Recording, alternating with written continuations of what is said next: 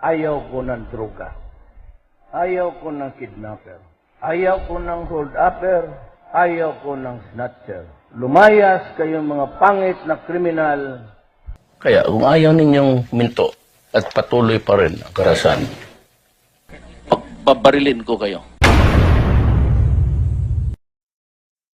Ayaw ko yung drugs. Mamamatay ka talaga dito, putang ina mo. Magpalayo ka.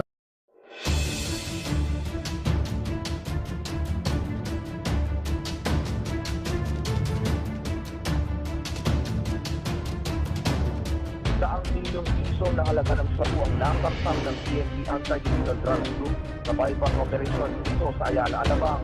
Arestado rin ang tatlong Taiwanese nationals na pinarang nila Pong Jun, Chen Wu at Liu Jong. Sa operasyon, nadiskubre ng patuloy ang isang shabu laboratory sa loob ng inupahang suspect ay inupahang bahay ng mga suspect sa isang exclusive subdivision. Nang halugugin ng bahay, dito na tumambad ang ilang chemical na hinihinalang sangkap sa paggawa ng illegal na droga, mga drug paraphernalia at higit kumulang na 30 kilo na pinapatuyong shabu. Pinatayang 2 hanggang 5 kilo ng shabu ang kayang gawin ng laboratorio kada araw. At kapag kakatipong ito, higit kumulang 5 kilo ng shabu na may higit value ng 235 million pesos ang nasaba. Potential informant, natagpuan sa unang bahay ang lutuan ng shabu kung saan may heating mantle, burner at tangke. Sa kwarto naman sa kabilang bahay, natagpuan ang sako-sakong mga chemicals na pinaniniwala ang ginagamit ng mga suspect sa paggawa ng ipinagbabawal na gamot. Sa pangalawang bahay, dinatagpuan ang mga glass laboratory equipment tulad ng beaker, separator funnel, glass container, test tube, flask at iba pa. Kasama ding natagpuan ang mahigit sa 120 sako ng caustic soda, magnesium sulfate, sodium hydroxide, acetone at hydrogen gas. Ayon naman kay PIDEA Region 3 Director Gladys Rosales, ikinukonsidera nilang medium-scale shabu laboratory ang bahay na nirentahan ng isang Rosemary Xiao at ng hinihinalang Taiwanese na asawa nito. Aniya, nakakapag-produce ito ng 10 kilo ng shabu sa isang araw na nagkakahalaga ng 50 million pesos. Samantala, nasorpresa naman maging ang barangay chairman sa nadiskubring shabu laboratory sa kanyang nasasakupan. Bagamat inabandona na ni Xiao ang nasabing bahay, sinabi ni Major Merdigia na sasampahan pa rin nila ng paglabag sa Section 8 Manufacturing of Dangerous Drugs ng Republic Act 9165 o Dangerous Drugs Act of 2002. Magsasagawa pa rin niya sila ng mga follow-up operations upang matukoy kung sino-sino ang mga kasabwat ni Xiao at ng asawa. Sa isang bungalow type na bahay na ito na may 3 kwarto at katabi lang ng mismong guardhouse ng isang eksklusibong subdivision, bumulaga sa mga otoridad ang ilang plastic containers. Ang laman, tila kakaluto pa lang na shabu. This one is the pure. Siguro mga abot mga 90% ito. Kaluto pa lang? Hindi, ito na mismo. Ito na mismo yung i-distribute nila.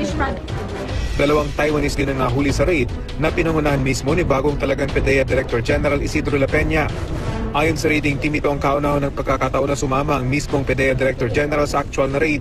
But apparently it's a big quantity ang kanilang na-produce dito. Sa isang kwarto makikitang naglalaki ang mga makina na tila ginagamit sa paghalo sa mga sangkap sa paggawa ng shabu.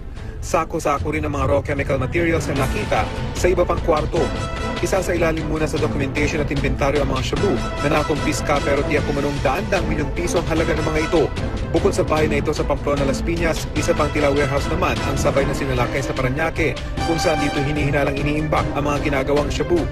Aminado naman ang security officer ng eksklusibong subdivision na nagulat sila na merong shabu lab sa kanilang lugar.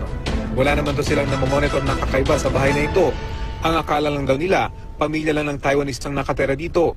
Kikita pa sa loob yung liquid shabu na sumasalalim ngayon sa tinatawag na crystallization. Dito ay around 90 to 100% pure shabu itong mga narito at nagkakahalaga yan ng daan-daang milyong piso. So ito yung kabuang 3 CCTV sa lahat ng anggulo sa labas ng gate.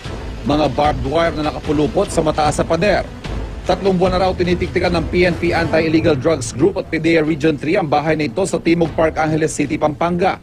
Kasunod ng tip na isa umano itong shabu laboratory. Pero sa loob ng 3 buwan walang nakitang pumasok o lumabas sa bahay. Sa bisa na isang search warrant ni-raid ng mga otoridad ang bahay kanina, nakumpirmang abandonado na ito. Since January namin natanggap yun, binantayan namin itong itong laboratory na ito. Kaso mayroong insidente na hindi ko alam kung nasunog kami or what. Parang hindi na sila bumalik simula nun. Kung titignan, tila bahagi lang ito ng kisame ng bahay. Pero kapag hinila, ito pa lang tanging daanan paakyat sa ikalawang palapag. Sa isang kwarto tumambad sa mga otoridad ang samot-saring mga kagamitan sa paggawa ng shabu. Base sa natagpo ang laboratory equipment, isa raw itong medium-scale shabu laboratory na kaya maglabas ng hanggang 10 kilo ng shabu kada araw. Sa kabilang bahay sa loob pa rin ng compound, tumambad ang mga sako ng sodium hydroxide at ilang timba ng mga kemikal na ammonium nitrate, parehong sangkap sa paggawa ng shabu. Doon sa attic sa house number 1, makita natin yung complete setup ng distillation process. So, ibig sabihin, doon sila nagluluto ng shabu. Dito po sa house number 2, andito yung imbakan nila ng mga chemicals. Sa impormasyong nakuha mula sa Homeowners Association, isang Rosemary Xiao na Chinese national umano ang nangungupahan sa bahay na pag-aari ng isang Rosalie Charpilos. Pero Disyembre para umalis si Xiao at hindi na muling namataan pa. Si Charpilos hindi na raw makontak. Wala ho ba tayong nakuhang reklamo sa mga kapitbahay na may nangangamoy dito sa paligid nila? Mula na sa wala naman akong na-receive na reklamo galing sa mga kapitbahay. Isa sa ilalim sa laboratory testing ang mga nakuhang chemical at kagamitan. Pinaghahanap pa rin sina Xiao at Charpilo. Sa isinagawang drug buy-bust operation ng NCRP o RAID kaninang madaling araw, natuklasang mini shabu laboratory pala ang bahay na ito sa Ayala Alabang Village, Muntinlupa City. Unang-unang bumili ng 25 kilo ng shabu sa halagang 25 million pesos sa mga pusher buyer na pulis sa kanilang target na si Pong Jung na isang Taiwanese. Na magkaabutan, dito na sinalakay ng mga otoridad ang bahay. Bukod kay Pong Jung, arestado rin ang mga kasama niyang Taiwanese na sina Chen Hu-min at Eugene Chong. Si Pong Jung ang nag-abot at dito naabutan yung dalawa, si Chen Wun-li at saka si Eugene Jung. Kaya importante dito yung mga chemist, yung nagluluto, sila yung may kaalaman. So malaking kabawasan dun sa sindikato pagka nakakuha tayo ng chemist. Bukod sa 25 kilo ng shabu na nabili sa buy-bust, tumambad sa mga otoridad ang tinatayang nasa 30 kilo pang hinihinalang finished product na shabu. Natagpuan din sa iba pang bahagi ng bahay mga kagamitan ito tulad ng kalan, kemikal at iba pang aparato panggawa ng shabu. Nasamsam din ang mga container na ito na naglalaman ng mga unfinished product. Sa pagtaya ng NCRPO, higit 55 kilo na hinihinalang shabu ang nasamsam sa loob ng mini shabu laboratory na may 275 billion pesos street value.